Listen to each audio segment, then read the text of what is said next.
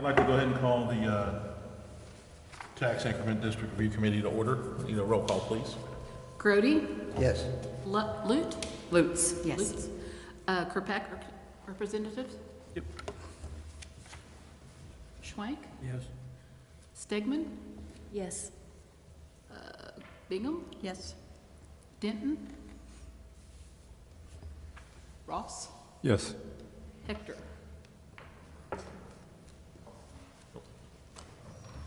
You're good, go ahead. Find a seat. You can pull one of those chairs over there if you like.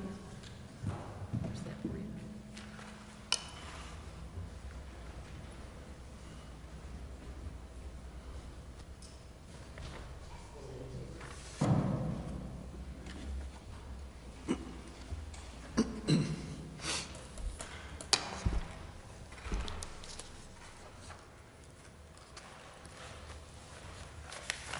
I'm here too. That's it. Susan, my name wasn't called. Oh, Barry. oh, right over. I'm sorry, Chloe. Yes. You got me too, right? Still learn everybody's name. Yep, everybody else is Good. there. Item number 2, approval of minutes of Tax Increment District Review Committee from May 29, 2024. I'd entertain a motion to approve the minutes. I move that we approve the minutes. Second. A roll call? Grody? Yep. Lutz? Yes. Kirkpatrick? Yep. Schwank? Yes. Stegman? Yes. Barry? Yes. Bingham? Yes. Denton? Yes. Ross? Yes. Let's move on to item 3, discussion of status of proposed tax increment districts, including but not limited to A, proposed infrastructure improvements and related project cost, B, proposed development assumptions, C, draft gateway to Chickasha economic development project plan. Good afternoon. I don't have a long presentation or anything to make. You'll remember 2 weeks ago we met, we went through the presentation, went through the project plan, and we went through the review committee resolution, or the proposed resolution for this committee. An opportunity for you all to kind of leave with that, and if there's any questions that came up. So I think for purposes of today, if there's any final questions that you have or comments that you want to make, anything that you want, we do have, if you need or want, a hard copy of the project plan, and I think these all got circulated to the review committee electronically, but we've got clean copy and we've got a red line copy of the project plan and the resolution. There weren't really any major changes to it, just kind of some minor cleanup. I think the only thing that we have not attached yet to the project plan is in the very back of Exhibit G. I'm having working with the city to get a good PDF copy of the zoning map for the city generally. So I mean that is what it is. It's not anything that we have any control or going to change it, but we're just having a hard time getting a good electronic copy that we can attach into the document. And then one of the things that we will do, we have I corrected the spreadsheet that's got the list of all the parcels so you can see all the information on there, but one of the things that will be a next step that we'll do based on that being, if that's the recommended boundaries, is we'll have the city work to put together a composite legal description for the increment district. But again, it doesn't make a lot of sense to do that until we know everything's final so that it doesn't change on us. So those are, I believe those are the only 2 bits of information that we don't have finalized in the project plan, but would certainly have finalized before it goes to council ultimately.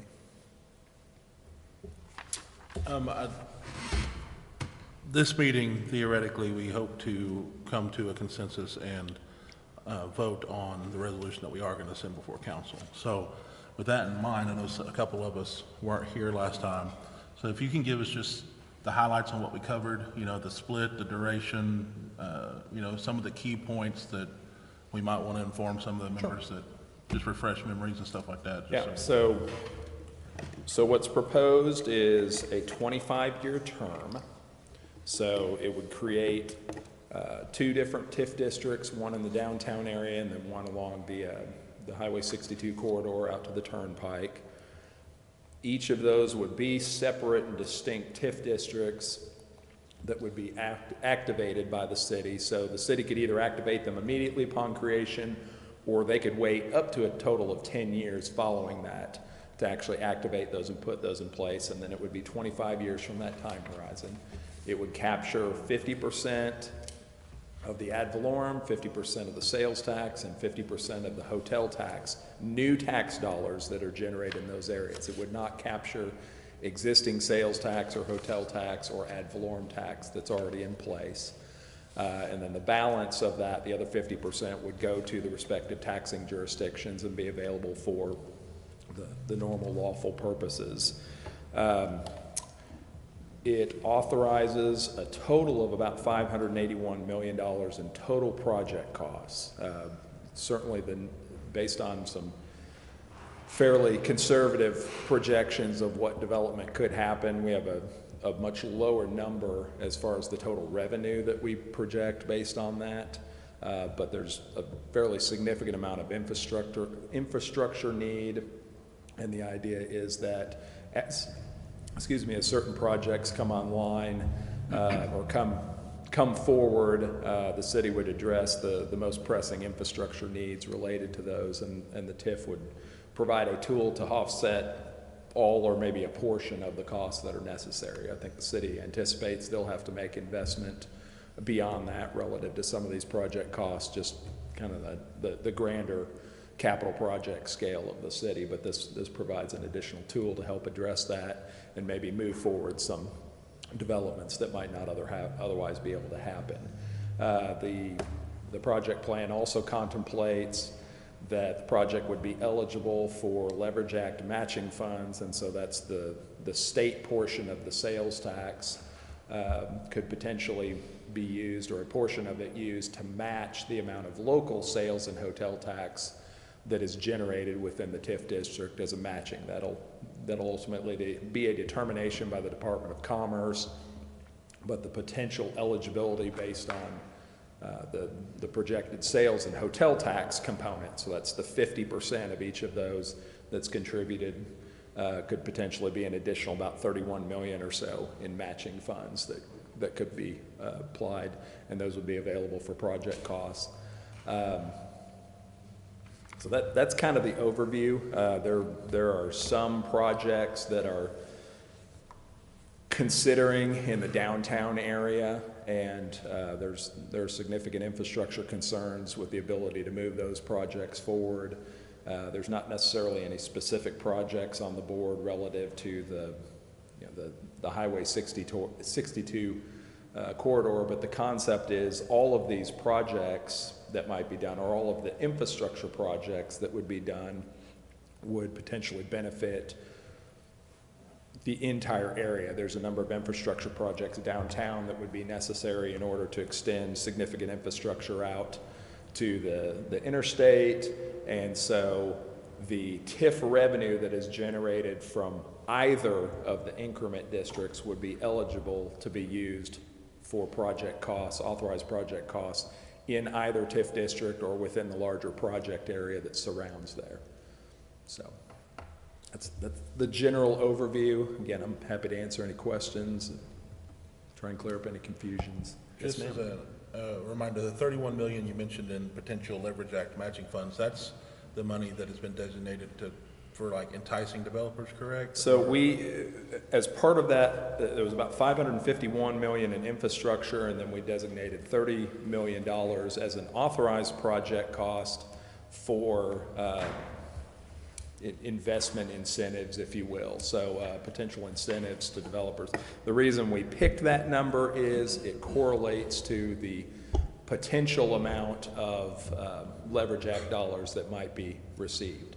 The Department of Commerce, especially in the last couple of years, has really started to push communities to try and utilize the Leverage Act. It's what it's there for, with the idea that you could utilize those additional funds to incentivize projects that are going to be bigger projects, create more investment, generate more tax dollars locally. And so we've tied that. Any of those projects, and this is an important point with TIF districts, if the TIF is ultimately adopted, or the TIFs are ultimately adopted by the city, this document and the ordinance will authorize this tool that allows the capture of this revenue, and it will allow those revenues to be utilized for the infrastructure costs and for the incentive costs. It does not obligate the city to spend any money for that purpose. So any infrastructure contracts that the city is going to undertake would come back before the city. They'd have to be bid like normal construction contract projects.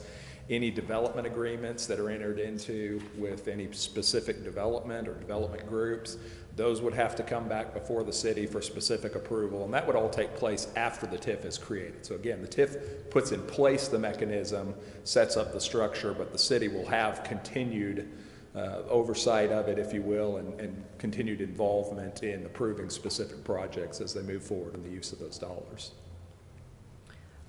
So if I understand this right, so the 30 million that's for incentives, that's because matching, we could possibly get 30 million. Yeah, that's an authorization for up to that amount to be used for, kind of direct incentives. But yeah, it correlates to what we have projected as the potential investment or the potential local tax contribution that would be generated. And what requirements do those payments have to be to get the matching funds? So after the TIF is created, the city would then apply to the Department of Commerce. They've got an application form, and they will go through and they will review the project plan, and they'll look at, based on the projected development and development potential of the area and the amount of revenue that's being contributed in the form of local sales tax and local hotel tax dollars, and make a determination of a net state benefit. So the purpose of the Leverage Act is, if there is a net state benefit, basically this development is going to result in more dollars going to the state in the form of sales tax, but also income tax withholding and any other taxes that might be related to jobs that are created. And they'll make a determination that some percentage of the local revenue stream that's being put up as the match, 100% or maybe 85% or something like that. They'll make that determination. And then what happens is, once development occurs within the TIF district, sales taxes are being generated. If it's 100% match, over the course of 6 months, the city realizes $200,000 in sales tax revenue. That's the 50% of the sales tax that's dedicated to the TIF district. At the end of that 6-month period, then tax commission will remit an additional $200,000 that matches that amount.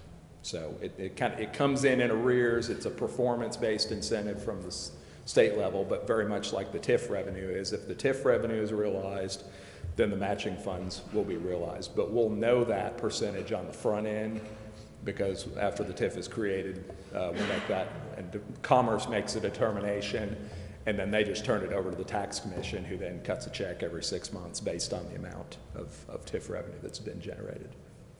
And again, that only ties to sales tax and hotel tax that's generated. That has no application to the ad valorem tax. The ad valorem piece is separate. I just have a couple questions on E4, when it's saying the estimated 20 million project investment. Who's making that investment, I guess?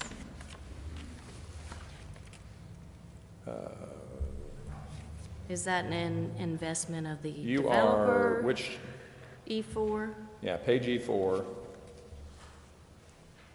you say 20 million, or did you say the 90 million? Well, the wording's the same in all, an estimated project investment. So if you'll remember from several meetings back, we had that that page that was our set of project assumptions, where we assumed some amount of retail with this amount of capital investment that was spent to build whatever needed to be built, and then there was an assumption based on square footage and dollars per square foot that it was going to generate X amount of sales in any given year.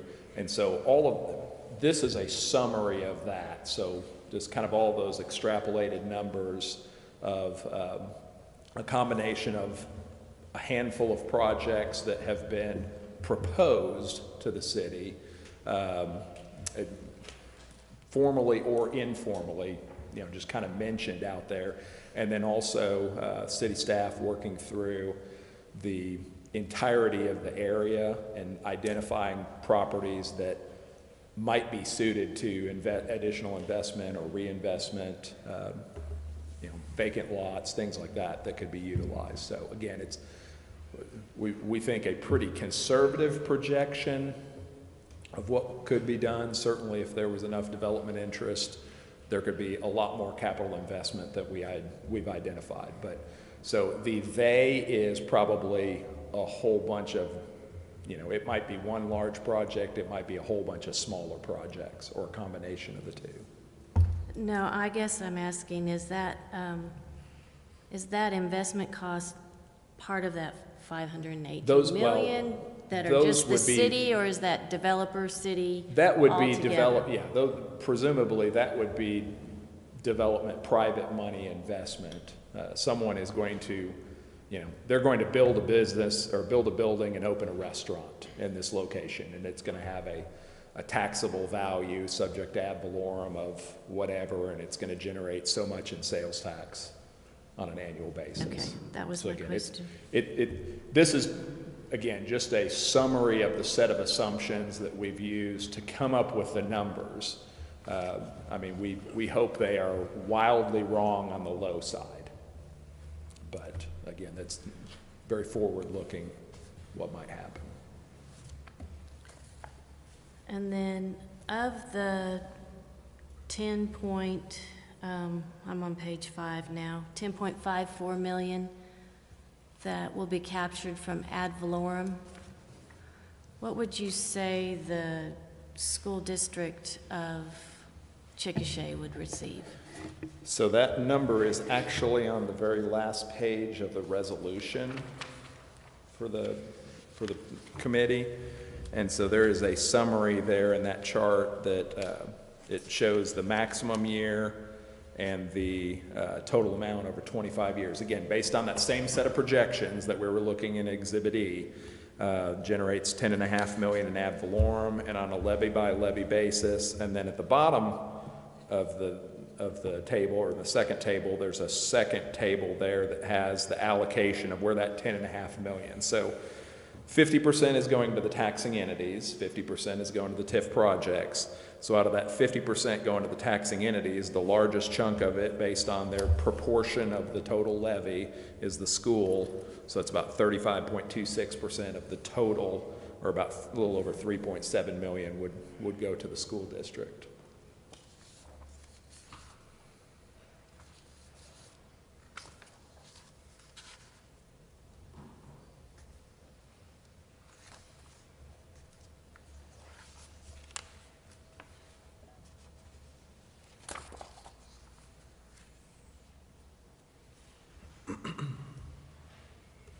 Do you need a copy of the resolution? No, I've got Or do you have it? I just didn't.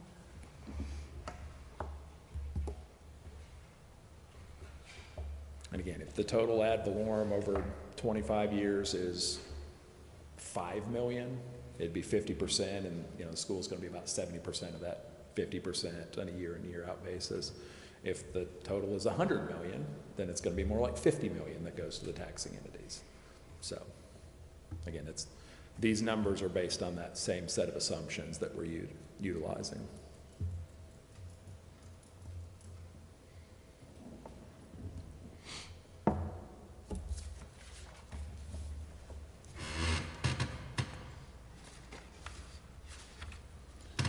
Any other questions or comments, concerns? Now's the time to talk about it before we potentially move forward to vote on a resolution. No question too dumb, because I've asked some dumb ones, so.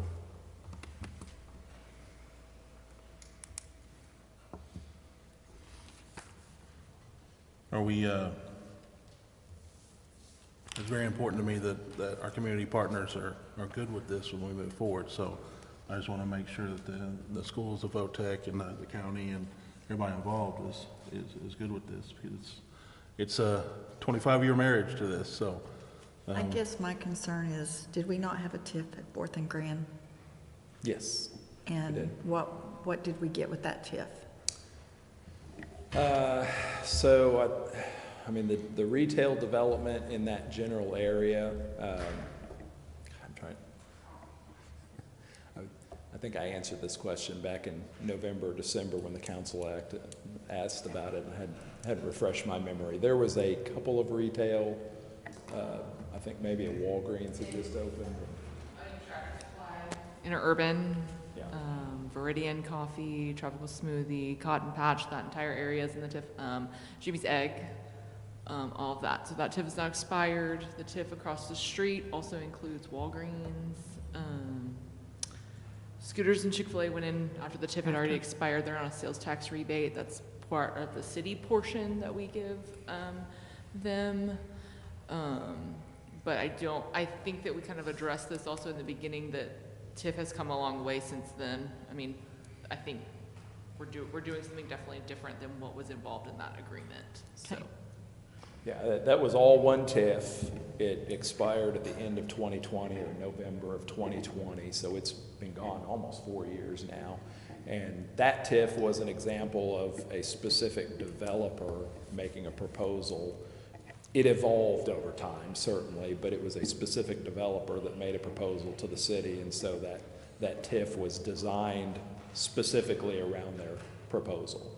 You know, this TIF district is more, I would say, prospective on the part of the city that would allow overall development in the area. It's not necessarily tailored to any specific project. But even that one was still performance-based. It was. And Yeah, and it was performance-based. I think it authorized about $6.5 million in total project costs. And I think that included an interest component if it paid all the way out. And if I remember right, it only generated about, I'm going to say $4 million. It was somewhere in that range total. And so that was all that was paid out. So I think in that case, I think it captured 75% of the ad valorem. The other 25% went to the taxing entities.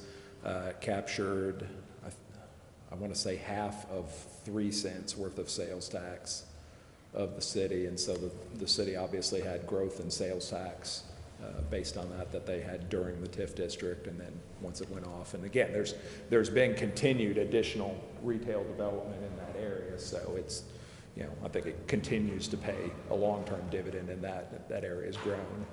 well, I was going to say it set the stage for Scooters and Chick-fil-A to come in, and now the taxing entities are capturing 100% of that. Because Exactly. it's been expired, so. Yep. Yeah, good examples.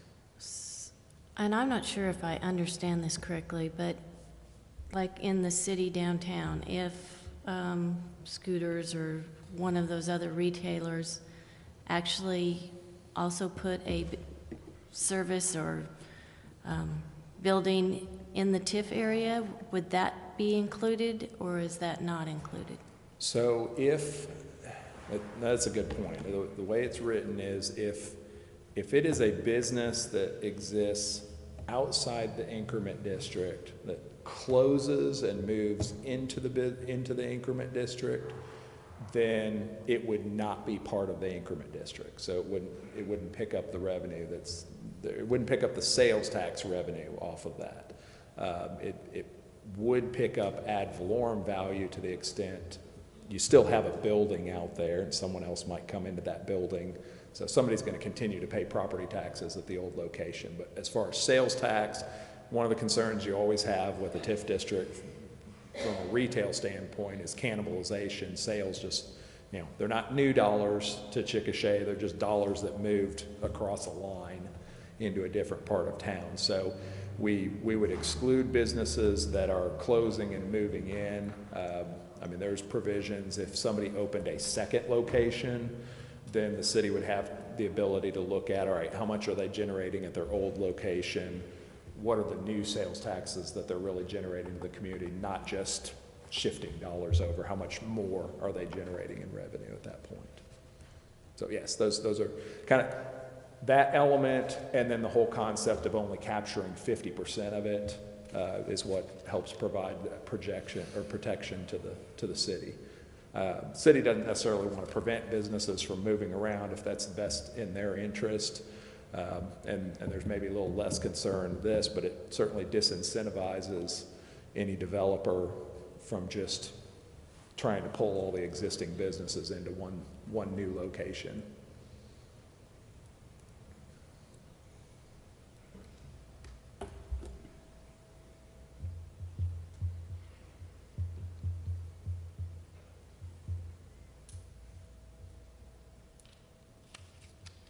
Any other questions, comments, or?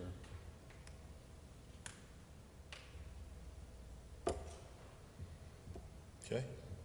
Guess we'll move on to item 4. Consider and take action with respect to a resolution recommending that the city of Chickasha, Oklahoma, through its city council, create 2 tax increment districts and approve the Gateway to Chickasha Economic Development Project Plan and making certain findings in regards thereto. So I'll kind of reiterate back to what we talked about at the very beginning of the process. You have a proposed resolution that recommends to the city council that they adopt the project plan as is written, as has been presented to you. So what that means is it's going to capture 50% of those revenue streams for 25 years. It's going to authorize those specific project costs. So dollars to the extent they are generated could be utilized for those project costs up to those amounts. And you as a committee have the ability to make that recommendation, not make that recommendation, or if there are specific stipulations that you want that are part of the recommendation, those could certainly be those could be incorporated into the resolution as well if the committee as a whole feels it's appropriate. So that's kind of your task, and this is the final element of that, is making that final recommendation back to the council. Now, the council could kick it back down to us if they're not happy with what's proposed, correct? They could, yes. Yeah, so the planning commission will also review the project plan, and they will make a separate recommendation. Their recommendation, I mean, they can look at it and say this is a good idea or a bad idea, but their recommendation is more geared towards, is this consistent with the long-term development plan of the community? We'll also hold 2 public hearings that'll be scheduled, and notice will be published of those. And then after all of that happens, then it will come back before the city council, and only then can the city consider its TIF ordinance. And they can adopt the ordinance consistent with the recommendations and the feedback from the public hearings, or they can choose to override those recommendations by a supermajority. They could still adopt their ordinance, or, you know, if what they're adopting is not consistent with those recommendations, they could do that by supermajority, or at that point they could potentially kick it back down to the review committee and say, we want you to, you know, reconsider this or look at that or something like that. So I guess I have one question on the 30 million incentive. So my understanding is that's because you can get matching funds for that. So is there any kind of restrictions we would want to put on there to make sure that the 30 million is spent on eligible expenses that would capture the matching? So I mean, potentially yes. I mean, my recommendation always to a city council would be you would utilize that particular incentive, and there's some general, not necessarily restrictive language relating to that in the project plan, but you would utilize those incentive dollars for projects that specifically are going to, by virtue of that investment incentive, generate more. They're going to generate more in the form of sales tax dollars and or hotel tax dollars and or ad valorem dollars. You probably wouldn't use Leverage Act dollars to incentivize something more like an industrial project because it's not going to generate any sales tax to match off of. So you generally want to use that more towards things that are more retail geared.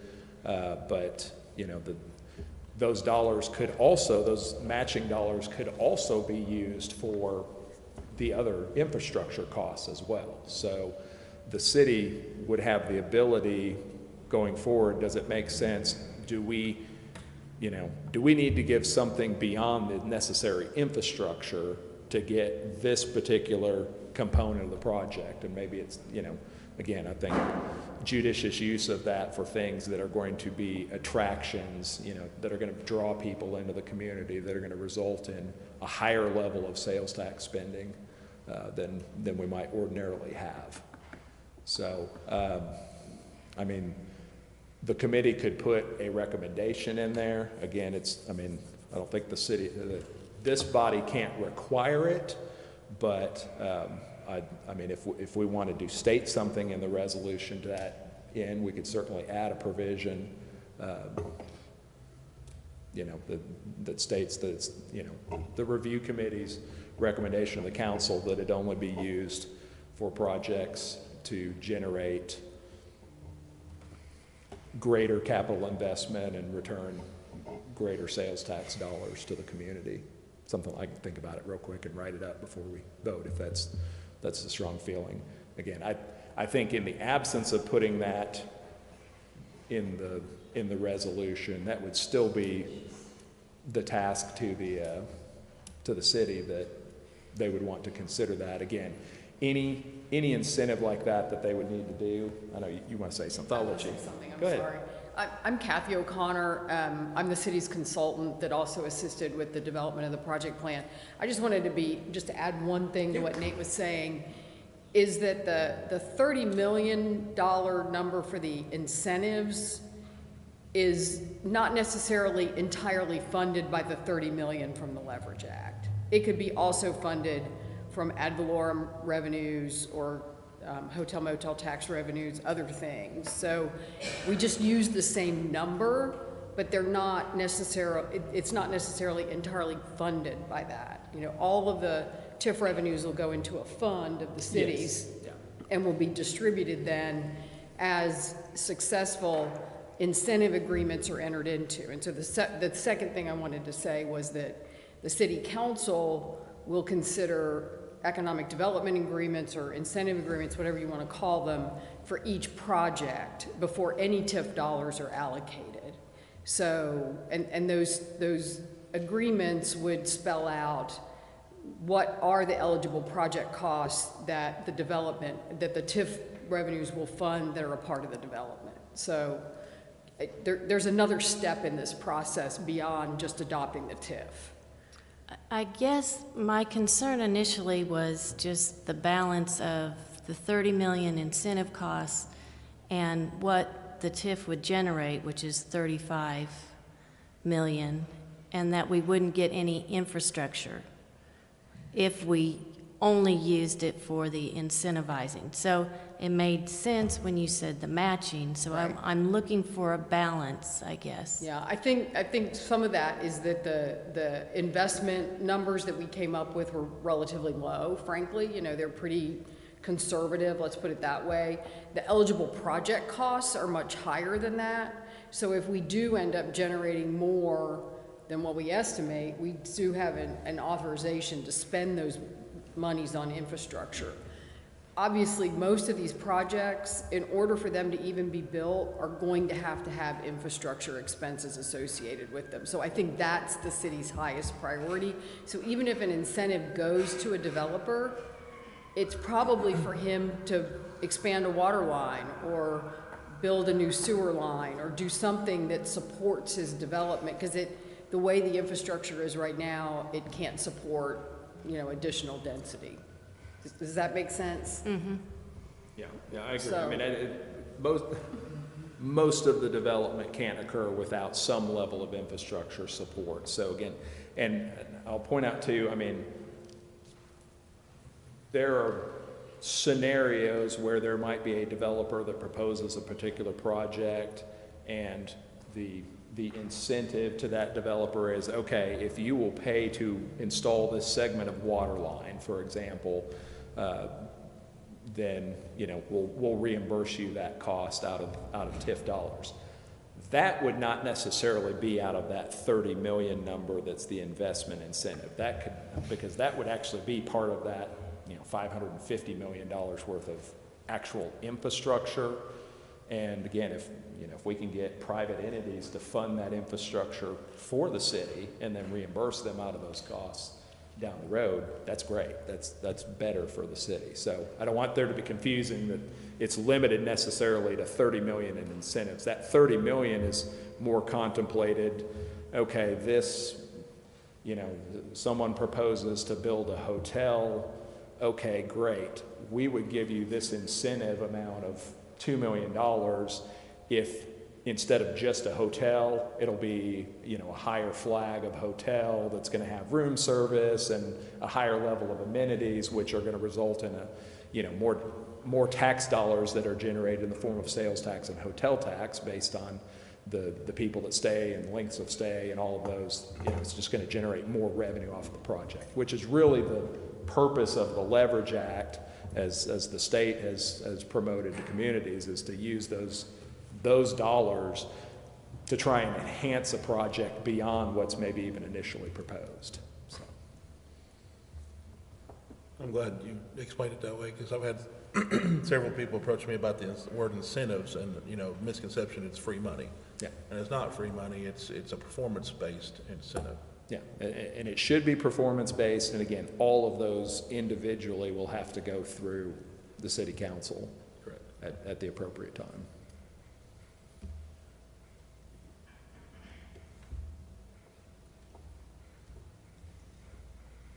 Any other? Do I need to read the resolution before we vote on it, or?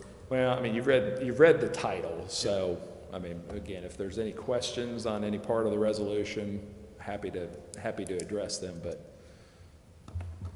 I won't subject you or everyone else to you having to read 13 pages. I'm gonna need some coffee or something. Need some water.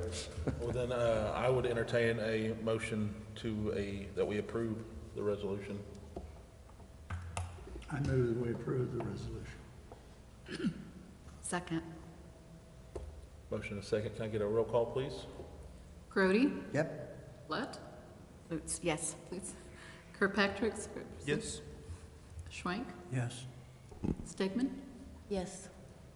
Barry, Yes. Bingham, Yes. Denton, Ross, Yes. Grayson. Yes. Do we need to select another meeting time? So, I mean, this committee has completed its work at this stage, so unless the city council needs to push it back down for further consideration, I don't think we need to select another meeting time. So, you can pass on that item. Okay. Move on from there. We'll move on to item 6, which is adjournment. Quick question, when is the presentation to the city council? So we are planning to be on the Planning Commission meeting on July 9, and then we are planning to schedule the public hearings for the regular city council meetings on the 3rd and... Yeah. Can I get to my calendar or to that page first? August 5th and August 19th, sorry. The Monday regular council meetings at... August 5th and August 19th. Yeah, 6:30 p.m. regular city council. So the first public hearing, we'll probably do basically the same presentation that we looked at 2 weeks ago in full, and then opportunity for comment from the public. And then the second hearing, depending on council's discretion, maybe a little bit more abbreviated version of the presentation, and that's more for an opportunity of, you know, just people to get up and further express their thoughts relative to it. So, and then the plan is then at those 2 hearings, and then we would come back at the regular meeting of the council on Tuesday, September 3rd, because Monday's a holiday. and that would be when they would consider their ordinance. So, and I would imagine we'd probably try and have the ordinance at least available for preview to the council, so it might be on the agenda as a preview item on the 19th. Any other questions? I would entertain a motion to adjourn then. Make a motion to adjourn.